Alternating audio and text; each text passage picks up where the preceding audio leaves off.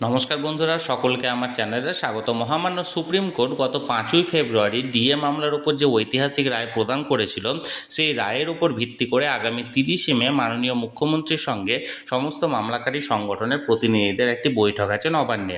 এবং এই বৈঠকের ঠিক দুদিন আগে এই ডিএ মামলা নিয়ে সুপ্রিম কোর্ট থেকে একটি অত্যন্ত বড় খবর সামনে এসেছে। কী সেই খবরে কী বলা হয়েছে, সকল কিছু আজকের ভিডিওতে বিস্তারিতভাবে আলোচনা করব। ভিডিওটি অত্যন্ত গুরুত্বপূর্ণ, তাই প্রথম থেকে শেষ পর্যন্ত অবশ্যই ধৈর্য সহকারে দেখবেন এবং ভালো লেগে থাকলে অবশ্যই একটি লাইক করবেন এবং সকলের সঙ্গে শেয়ার করবেন।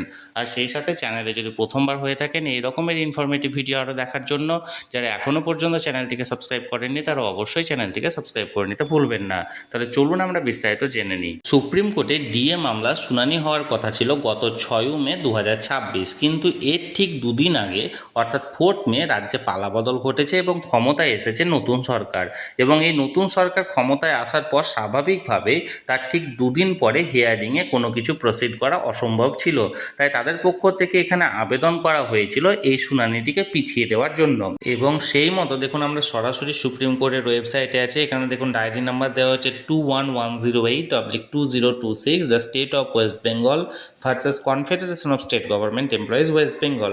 এখানে দেখুন present or last listed one, এখানে ডেট দেওয়া হয়েছে 27/5/2026, অর্থাৎ আগামী 27শে মে এই মামলাটি পুনরায় আবার শুনানির জন্য উঠতে চলেছে।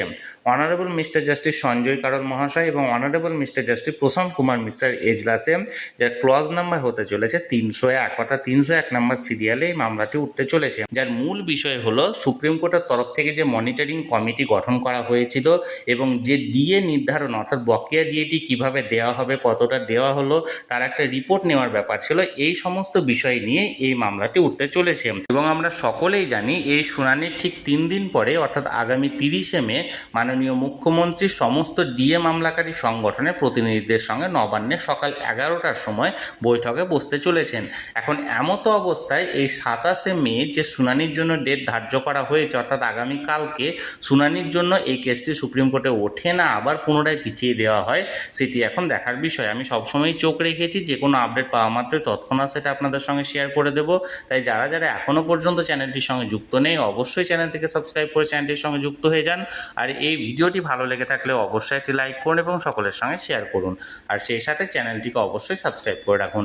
ধন্যবাদ, দেখা হচ্ছে পরের ভিডিওতে।